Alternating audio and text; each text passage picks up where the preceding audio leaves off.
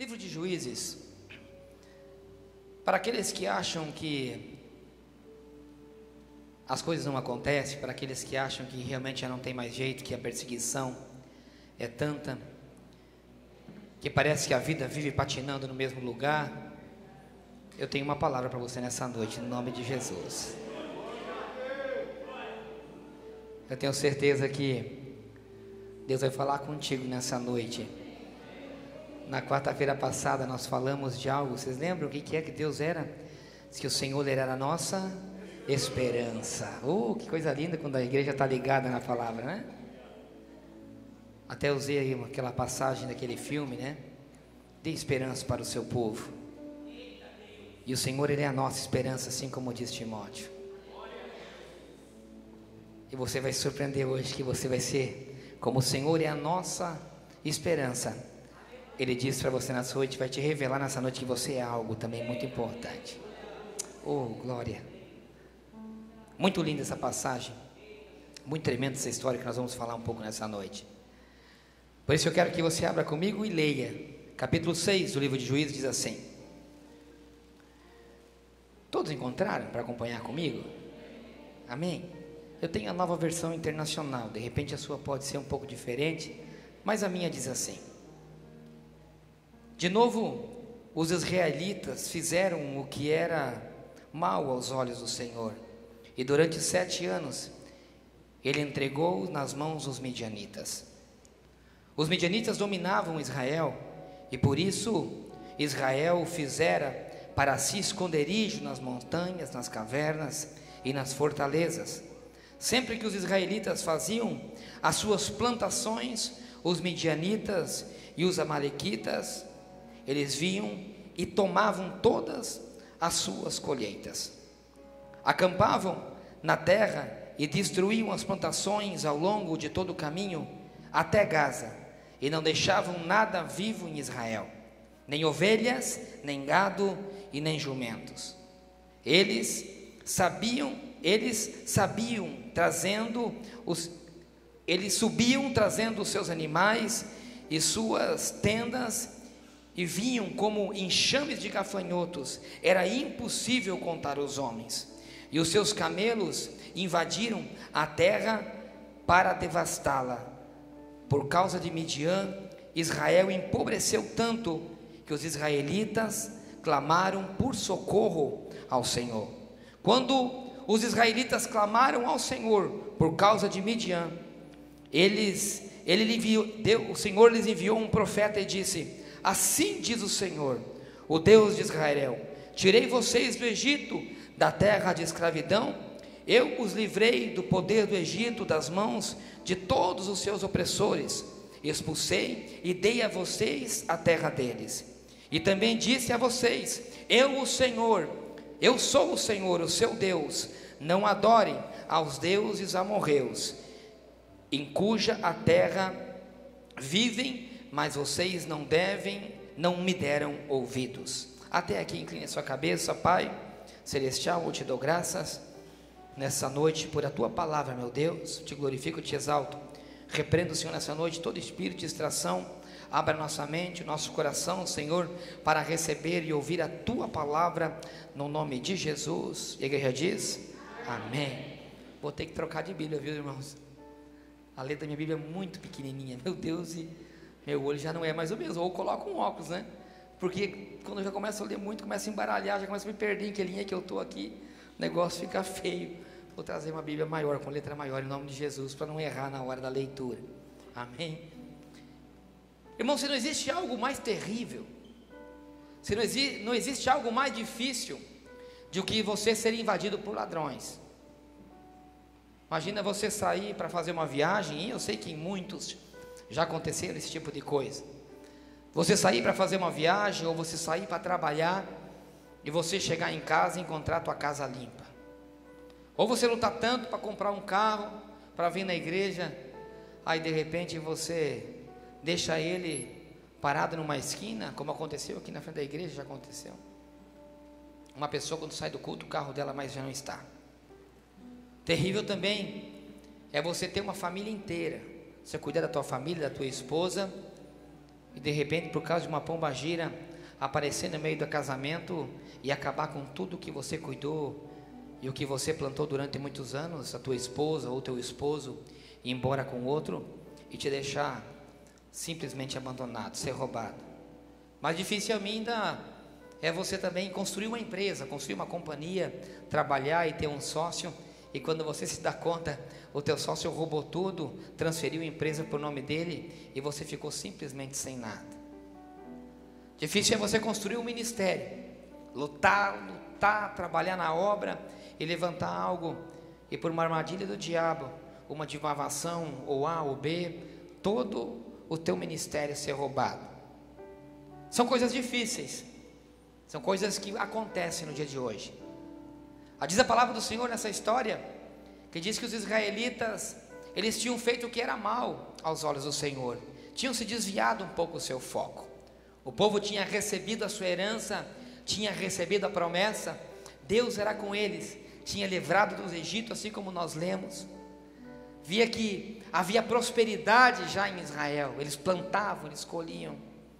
Só que diz que o foco deles, depois de estarem sendo abençoados, diz que o foco deles começou a mudar de direção, começaram a adorar outros deuses, e diz que Deus se entristeceu tanto com aquele povo, porque estava se desviando do caminho, que diz que durante 7 anos, aquele povo, tudo que ele plantava, tudo que ele semeava, com a permissão de Deus, o inimigo vinha e roubava tudo o que eles plantavam.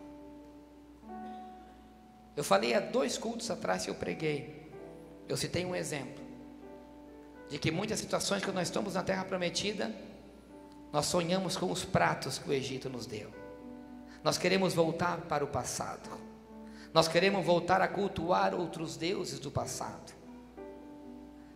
Meu querido amigo e irmão, se tem algo que eu tenho medo na minha vida, é que a presença de Deus, que a sua mão que me ampara, saia de cima de mim.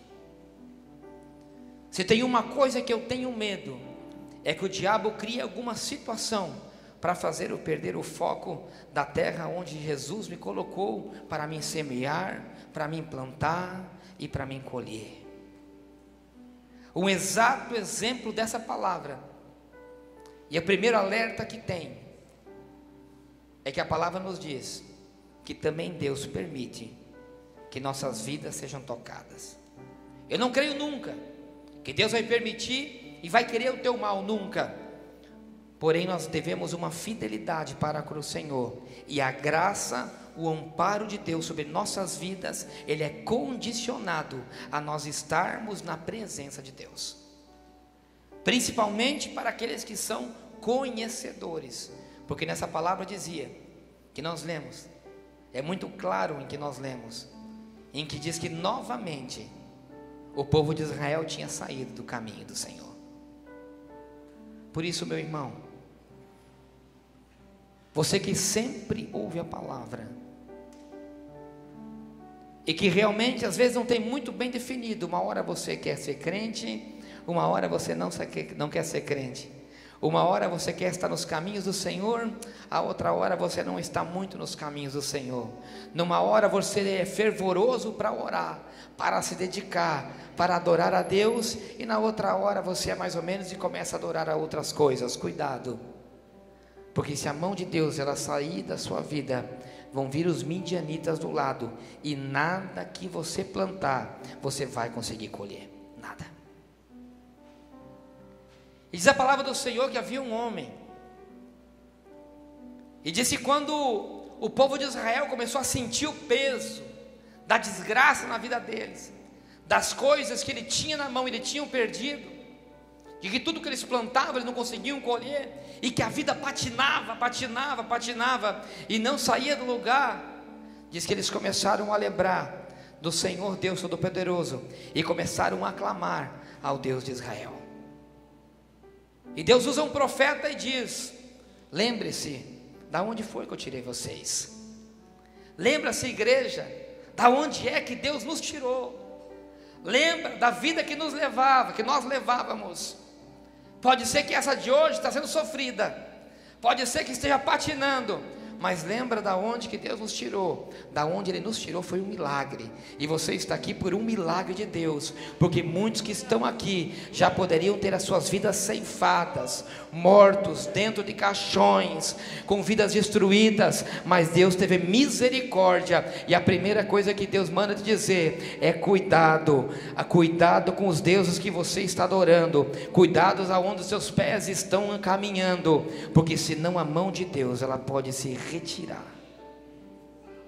e se a mão de Deus se retirar, os inimigos vão vir e vão ceifar tudo o que você tem plantado.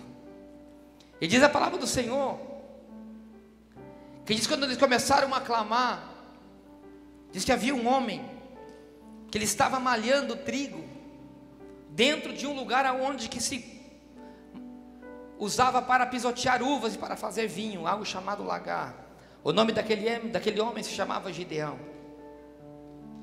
Ele disse que aquele homem, ele estava dentro de um lugar fechado, malhando trigo no lagar, porque ele queria dar um pouco de alimento para a sua família. Ele estava cuidando daquilo que Deus tinha colocado nas suas mãos, porque ele tinha medo que os midianistas viessem e tomassem o pouco que ele tinha colhido. Ele disse que ali ele clamava ao Senhor, e quando ele olha pela porta fora, diz que havia uma árvore que seu pai tinha plantado. Aquela árvore era um carvalho. O carvalho é uma árvore muito formosa, de tronco muito grosso, de uma madeira muito forte, e diz que em cima daquela árvore estava sentado um anjo. E disse que quando um anjo olhou para Gideão, ele falou: guerreiro poderoso. Diz a palavra do Senhor que aquele homem chegou e disse para Gideão: Gideão, eu escutei o clamor do meu povo, e eu vou usar a sua vida para que você saia e liberte o teu povo, a tua família, da mão dos midianitas. E disse que quando Gideão ouviu aquilo, disse que ele chegou e falou algo para o Senhor, disse que: Senhor, eu vou livrar das mãos, o meu clã é um dos mais inferiores da tribo de Manassés, ou seja, a minha família é uma das mais pobres, eu sou um dos menos cultos, um dos menos preparados. Olha para mim, o Senhor me chama de um guerreiro poderoso? Eu não sou um guerreiro poderoso, eu sou apenas um agricultor que está lutando para trazer o pão para dentro de uma casa, aonde tudo que eu tento colocar na minha casa, vem esses malditos dos meus inimigos e roubam o que eu tenho passado dificuldade, eu sou um inferior, eu não sou nada, e o Senhor vai me dizer que eu tenho a capacidade de sair e guerrear contra um exército que parece um gafanhoto, que nós não conseguimos contar a quantidade que são. E o Senhor fala: é você mesmo que eu escolhi. E acontece, meus queridos irmãos, que às vezes nós nos sentimos tão inferiores, nós nos sentimos tão incapazes, nós nos sentimos tão incapacitados para fazer a obra, para lutar, que a gente fica pisoteando e lutando para trazer algo dentro da nossa casa, que só são migalhas, porque nós queremos tão inferiores do que os outros, que Deus nunca vai nos prosperar, que Deus nunca nos vai usar na obra de Deus, que aquela vida que nós temos sempre ela vai ser a mesma, que nós somos designados a ser pisoteados pelo inimigo, roubados pelo inimigo. O devorador vem e leva tudo que a gente tem. Mas o Senhor olhou algo muito lindo no coração daquele homem. Enquanto que ele, como homem, sentia o menor, o mais inferior entre os homens, o Senhor encontrou um valor naquele coração. Sabe qual que era? O Senhor olhou para ele e falou: aí tem um homem de coragem, aí tem um homem que não se conformou com o inimigo vir e roubar tudo que ele tem. Aí tem um homem que está malhando trigo dentro de um lagar. Ali tem um homem que tem se esforçado. Aí tem um homem que tem pagado um preço para colocar farinha dentro de casa. Sabe que enquanto você acha que Deus olha para o homem que prega melhor, Enquanto você acha que Deus olha para aquele homem que é mais capacitado, aquele que tem mais capacidade intelectual, que é mais inteligente, que é formado em tantas universidades, é aquele que vai ter a vantagem. Quando Deus olha para um coração que é capaz e ter coragem de defender o pão dele de cada dia das mãos dos inimigos. Enquanto que nós homens olhamos valores humanos, Deus olha coração. O que Deus olhou no coração de Gideão foi a mesma coisa que ele viu no coração de Davi. Por isso, meu irmão, Deus, Ele olha para o teu coração nessa noite. Não importa o que é que o diabo tem roubado de você, em que situação que o diabo tem te colocado, o Senhor manda te dizer: eu olho para o teu coração. Eu olho para quando você levanta as suas mãos e me adora. Eu oro para você, para o seu coração, quando você dobra os teus joelhos para buscar a minha presença. Eu não estou preocupado com o teu grau de intelectualidade, eu estou preocupado com o teu coração. Quando Deus fala aquilo para Gideão, Gideão se encoraja, se enche de coragem e fala: meu Deus, isso quer dizer que eu também tenho possibilidade de ser usado. Isso também quer dizer que eu posso ser um homem próspero.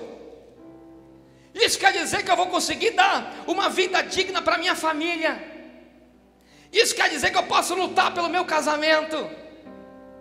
Isso me diz que se eu sair à luta, buscar um emprego, sair desse quarto de depressão, eu vou conseguir um emprego e ali vai estar minha prosperidade.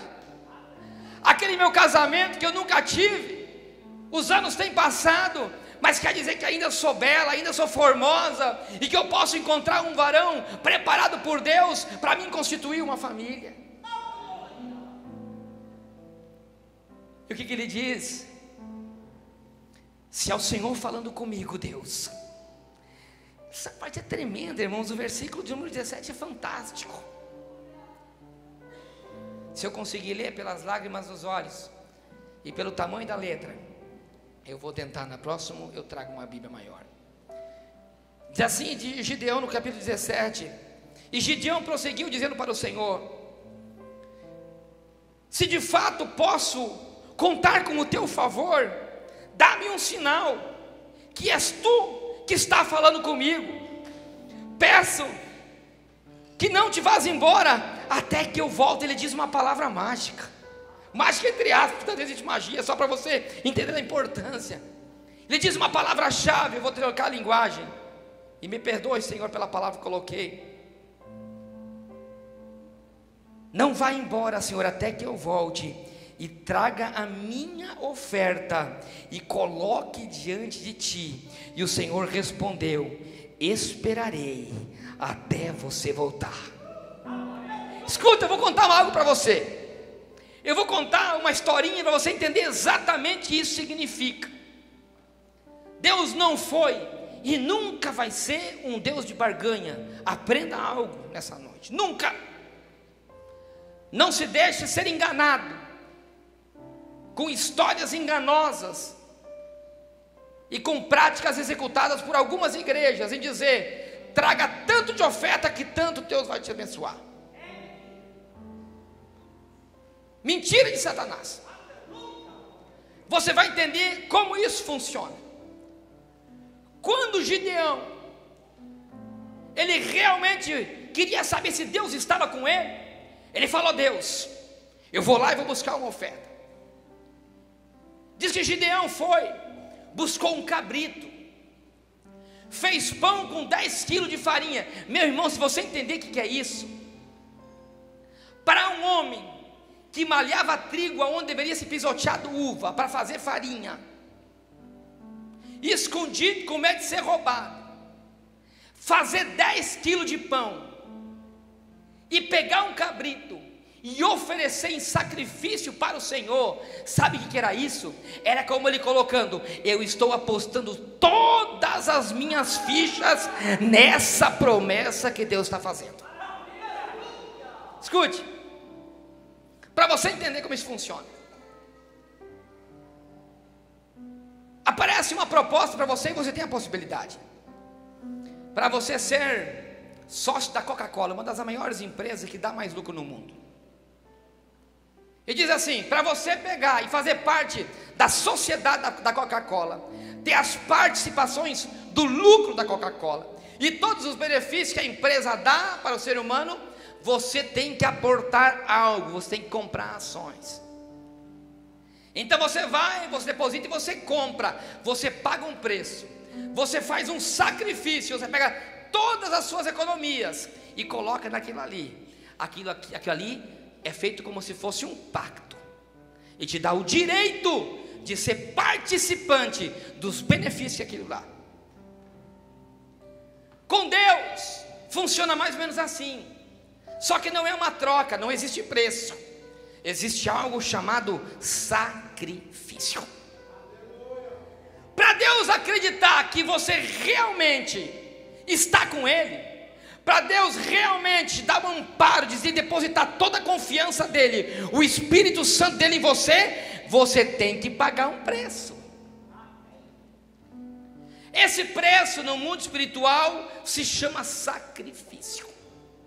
Gideão entendia muito bem isso, porque ele conhecia a cultura, e conforme ele ensinava o livro de Êxodo, dizia que ele tinha que depositar uma oferta, um sacrifício, e se Deus queimava aquele sacrifício como holocausto, se a chama de Deus descia, isso dizia que ele tinha realmente o amparo de Deus. Não adianta, meu irmão, você ter uma promessa de Deus na sua vida, não adianta você ter uma chamada e você ficar com os teus braços cruzados, achando que Deus vai fazer tudo para você. Quando Deus fala, você no ato tem que fazer o que Gideão fez. Ele falou assim: é tu falando comigo, Senhor? Então agora eu faço um desafio, eu vou pagar um sacrifício, eu vou dar tudo que eu tenho. Por quê? Porque o que ele estava passando era fome, o que a família estava dentro, estava sofrendo, era fome. Então ele pegou tudo que ele tinha, colocou nos pés do Senhor e falou: e tanto eu creio no Senhor, que eu vou dar tudo que eu tenho, que eu sei que a minha vitória ela vai acontecer, e a minha prosperidade ela vem depois. Primeiro sacrifício, depois prosperidade. Primeiro sacrifício, depois revelação de Deus. Primeiro você paga um preço, depois você recebe uma lei que existe no mundo espiritual, de plantar e de colher. Diz que Gideão falou: é tu falando comigo, Senhor? Então ele foi correndo, pegou um cabrito, fez com 10 quilos de farinha, chegou, fez um altar, colocou aquilo ali, porque Deus estava esperando o seu sacrifício. Escuta, Deus me diz que tem pessoas aqui que fizeram pactos com Ele, fizeram tratados com Ele, e Deus manda te dizer: eu estou esperando o teu sacrifício. Deus me diz que tem pessoas que fez compromisso, fez promessas, e que está devendo aos pés do Senhor. Eu não falo somente de dinheiro, eu falo de pactos de oração, eu falo de pactos de jejum, de palavras lançadas no mundo espiritual, e dizia: Senhor, eu vou levantar de madrugada para orar, Senhor, eu vou entregar uma oferta lá naquele lugar que eu prometi. E no mundo espiritual o Senhor manda dizer: eu continuo te esperando. Enquanto você não trazer o sacrifício, não haverá queima em cima do altar. E enquanto não tem fogo, não tem presença de Deus. Gideão trouxe, colocou ali, e diz que o fogo caiu.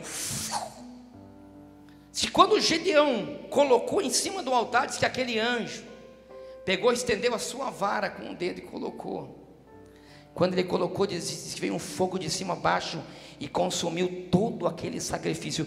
Quando ele consumiu todo aquele sacrifício, Gideão se encheu de coragem e disse: o Senhor é comigo, eu faço parte da sociedade no mundo espiritual. Agora o dono da maior companhia que existe, hoje ele está do meu lado e lutará comigo. Se Gideão saiu e começou a convocar, eu já vou indo para a parte final. Se convocou 32 mil israelitas. Se convocou aqueles 32 mil israelitas e disse: nós vamos lutar contra Midian. contra os midianitas, nós vamos derrotar aqueles midianitas. E o Senhor fala assim: ô Gideão, espera um pouquinho. É muita gente para lutar contra os midianitas. Eu imagino Gideão falar assim: o que, Senhor? Os meus inimigos são como gafanhotos, são como homens que eu não posso contar. É tanto demônio à minha volta para me destruir, que eu não sei nem por onde começar orando. É tanto demônio, não é demônio, é potestade, é principados, é tudo. E você fala que 32 mil comigo só é muito? Diz assim para eles, Gideão: aqueles que estiverem tremendo de medo, virem as costas e vão embora do monte Gileade. Quando Gideão falou assim: aqueles que têm medo, que estão tremendo, podem dar a meia volta. 22 mil viraram as costas e deixaram. Gideão, escuta: aqueles que têm medo, Deus não se agrada. Deus não gosta de homem e de mulher covarde. Deus gosta de homem e de mulheres valorosas e com um coração corajoso para defender o que Deus prometeu. O que Deus encontrou em Gideão, malhando trigo no lagar, coragem de defender o pão que Deus dava na sua mão. E quando Deus fala de pão, Deus fala de tudo que Deus colocou na sua mão. Tudo que Deus colocou na sua mão, você tem que defender sem medo, meu irmão. Defende o que Deus colocou na sua mão, sabe por quê? Porque o que Deus colocou, foi Ele que deu. E se Ele deu, Ele é o Senhor para cumprir e para te ajudar a guardar. E daí Gideão falou assim: e agora, Senhor? E agora que nós vamos? Está vendo aquele rio ali? Pega esses 10 mil homens e leve-os para beber água. Gideão falou assim: exército, vamos tomar água no rio, porque amanhã a batalha vai começar e o Senhor vai entregar nas nossas mãos o exército dos midianitas, e nós seremos vitoriosos. Quando chega na beira do rio, o exército, alguns foram de 4 tomar água. Meteram a cabeça igual o cachorro na água, diz a palavra do Senhor. Outros pegaram com as mãos e levaram a boca para tomar. E o Senhor disse para Gideão: Gideão, você está vendo isso, Gideão? Esses que beberam água e se ajoelharam como cachorros, esses eu também não quero para lutar comigo na minha batalha. 9.700 dobraram os joelhos, somente 300 tomaram as águas com as mãos. Deus não se agrada de nenhum homem, de nenhuma mulher que fica se jogando sem a ordem do Senhor no chão, como o cachorro, para beber água de uma maneira a qual Deus não ensinou. Nós só devemos nos prostrar diante da presença do Deus Todo-Poderoso. Nós só devemos colocar nossa cabeça em terra diante de Deus Todo-Poderoso. Deus não quer você ajoelhado, gatinhando, rastejando na frente de ninguém, nem se for para tomar água. Pessoas sem dignidade, diz o Senhor, eu não quero do meu lado. 300 ficaram com Gideão. Eu imagino que Gideão ficou desesperado.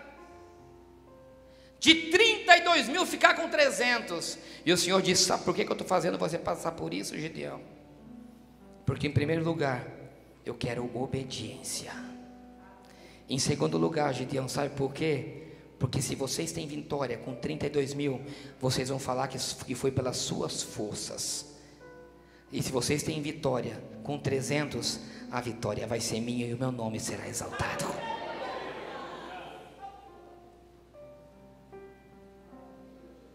Gideão, eu imagino que de repente as suas forças começaram a perder. Começou a olhar para trás e ver a família e dizer assim: meu Deus, com 300 o que é que eu vou fazer contra um exército? E diz que num dia de noite, Gideão pega e vai espionar o acampamento inimigo. Imagino que Gideão chegou bem quietinho por detrás de uma árvore. E de repente tinha 2 soldados e um disse para o outro: meu Deus, eu sonhei essa noite. 2 do exército inimigo contando uma história. O que você sonhou? Eu sonhei que vinha um pão de cevada gigante do lado de Israel. E esse pão de cevada, ele passava por cima de nós e por cima de todas as nossas tendas e nos devastava. E diz o outro companheiro assim: eu sei, eu interpretei esse teu sonho. Esse aí é o exército de Gideão que está se preparando para vir nos matar. Escuta, meu irmão, quando você se coloca na posição que Deus quer, assim como a derrota de Israel vinha pela desobediência, a vitória começava a ser construída no mundo espiritual pela obediência de Gideão e de seus homens. Eles tinham passado já 3 etapas, 4 contando com o sacrifício. E cada etapa que você passa no mundo espiritual, você vai tomando força no mundo espiritual. A cada etapa que você passa, a cada obediência que você faz no mundo espiritual, você vai se tornando mais forte. E quando você começa a ser mais forte no mundo espiritual, até o inimigo começa a ser atormentado antes de você começar a se mexer para a batalha. Quando você obedece, Deus já começa a incomodar o teu inimigo com sonhos e com medos. Porque quando no mundo espiritual você começa a crescer, você começa a colocar medo nos demônios que estão ao teu redor. E diz Gideão assim: preparem-se que nós vamos para a batalha. Gideão pegou e dividiu os 300 homens em 100. Falou assim: 100 para cá, 100 para cá e 100 para cá. Diz assim: eu entregarei nas suas mãos. Escute que é algo tremendo, irmão. Eu colocarei na sua mão uma trombeta. Isso aqui era uma trombeta na época de Jesus, algo que é chamado shofar. Numa mão coloque uma trombeta, na outra mão você pegue uma tocha, fogo.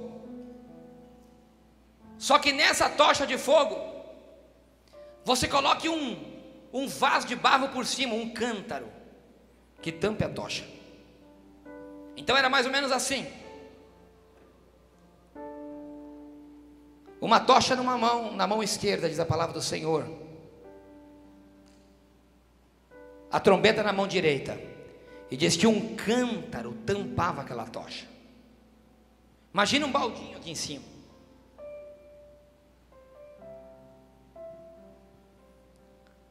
Aquele vaso de barro, aquele cântaro tampava a chama que estava por dentro. E quando ele disse isso, algo me chamou a atenção. Eu falei: meu Deus. Detalhe importante: eles não têm espada para guerrear. Numa mão, uma trombeta, na outra, uma tocha acesa coberta com um vaso de barro. Vamos para a batalha, exército. Rodei, era noite, era madrugada. Ele disse que foram. Mas antes disso, Gideão deu uma ordem: escute. Quando eu trocar a primeira trombeta, todos tocarão a trombeta. Quando eu trocar a trombeta, vocês vão quebrar o vaso que está em cima de vocês, em cima da chama de vocês. E vocês vão gritar: a vitória é nossa, no nome de Jesus. A vitória do Senhor. E vocês vão tocar as trombetas da vitória.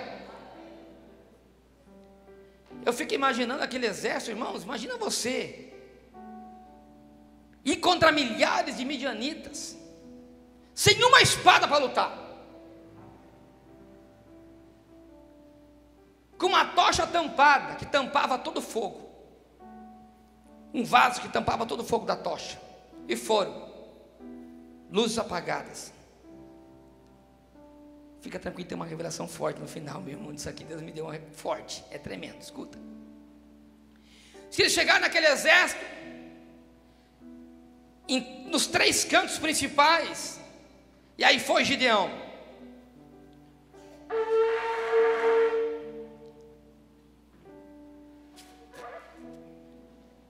Falhou. Não sei tocar. Se foi uma trombeta, pá, pá, e diz que eles pegaram e começaram a quebrar aqueles vasos, pá, pá, pá.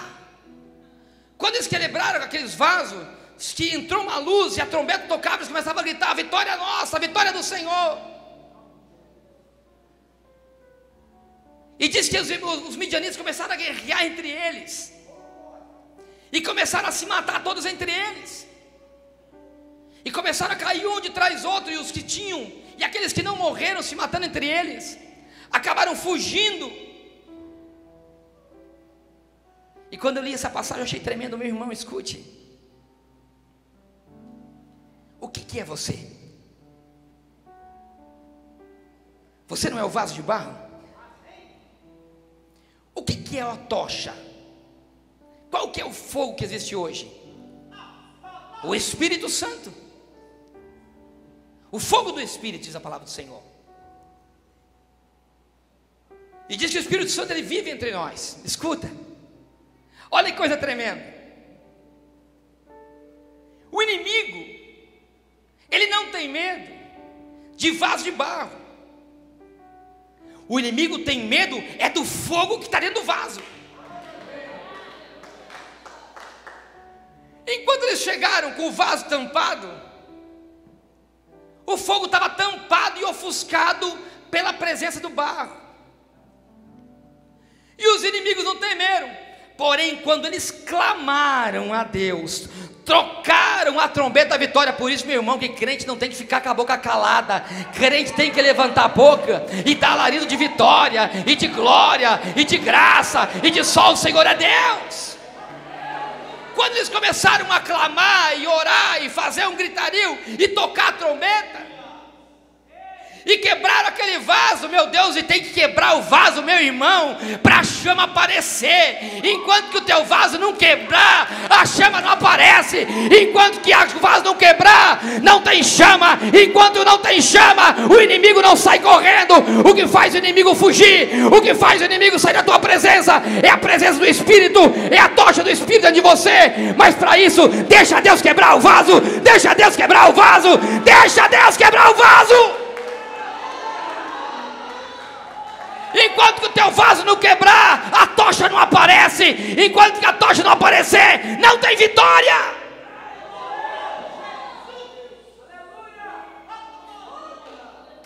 Meu Deus, deixa Deus te quebrar, pelo amor de Deus.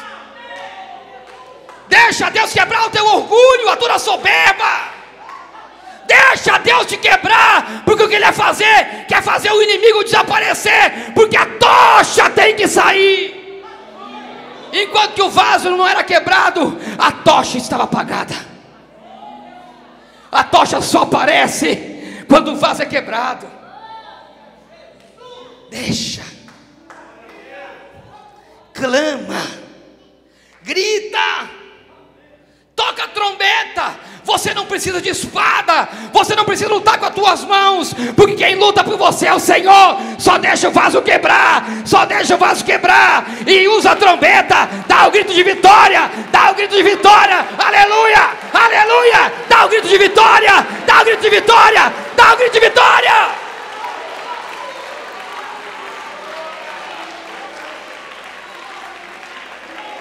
Aleluia.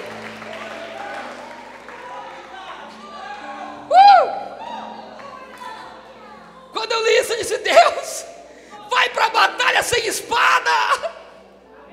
Para que você quer espada, se você tem a boca para adorar a Deus, para dar grito de vitória? E se você tem um vaso que não vale nada, que tem que ser quebrado para a presença de Deus aparecer, a presença vitória, a presença vitória, Ele luta por você.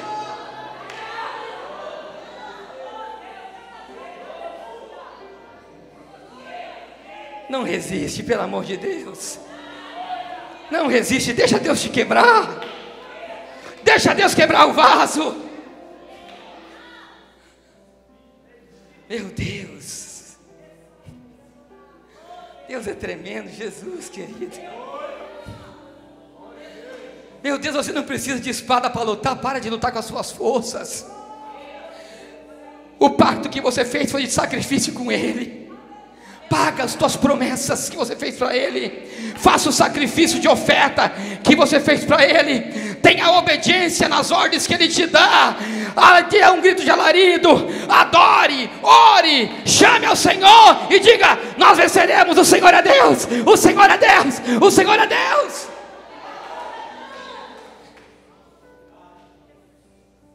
Eu imagino que aquelas tochas começaram a assustar. Porque, meu irmão, ninguém consegue ficar de pé na presença do Senhor. Não tem inimigo que vai ficar de pé diante da presença dEle na sua vida. Acho que é pouco. Diz a palavra do Senhor. É tremendo que diz que Gideão, quando viu que alguns fugiam, e quem fugia eram os príncipes, porque os soldados ficavam na batalha, que Gideão mandou uma ordem para as duas tribos que não tinham vindo, e falou assim: recepcione todos eles no Jordão, não permitem eles tocar as águas do Jordão. E disse que quando o inimigo já saía fugindo da presença de Gideão, diz que os outros israelitas que estavam por lá começaram a matar. E diz algo tremendo, irmão, escuta isso. Diz que os príncipes, os reis midianitas, diz que eles cortaram a cabeça. Meu Deus, pastor, mas a Bíblia é sangrenta. A Bíblia é sangrenta sim, é sangrenta com os inimigos de Deus. O juízo está sobre os inimigos de Deus. Agora, para aqueles que estão na presença, é só vitória. É só vitória. E diz que eles cortaram a cabeça dos príncipes midianitas. E diz que aqueles príncipes trouxeram a cabeça deles para Gideão. Diz que quando Gideão recebeu aquelas cabeças, diz que ainda mais ele adorou o Senhor. Igreja, sabe o que significa matar a cabeça de príncipe? Você tem que matar esse demônio que te persegue pela cabeça. Você tem que cortar ele da sua vida de uma vez. Você não pode deixar ele vivo nunca. Porque se você deixar esse demônio vivo que te persegue, da prostituição, da bebida, do álcool, da droga e de um monte de coisa, se você deixar ele vivo, um dia ele pode se levantar com um exército para vir te derrotar de novo. Sabe o que tem que fazer? Mata esse demônio pela cabeça que te persegue. Pisa na cabeça dele. Corta, mata, mata até o final. Persegue ele até ele desaparecer de você. Persegue esse demônio, que é o rei que te persegue. Tem pessoas que dizem: pastor, eu não consigo sair daquilo e daquele outro. Eu não consigo. Meu Deus, eu luto, não consigo sair. Eu tento e não sai de mim. Dobra o teu joelho, ora, clama, quebra o vaso, mostra a tocha, até ele desaparecer. 1, 2, 3, 4, 5, até você derrotar ele até o final. Persegue ele até o Jordão, até onde for, e corta a cabeça desse demônio. Não desiste.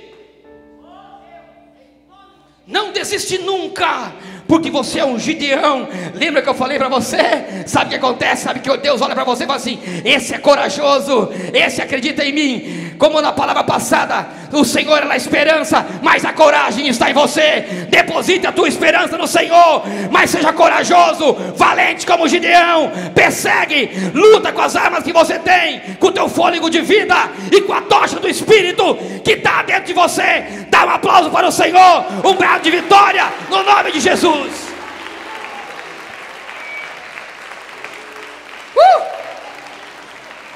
Aleluia.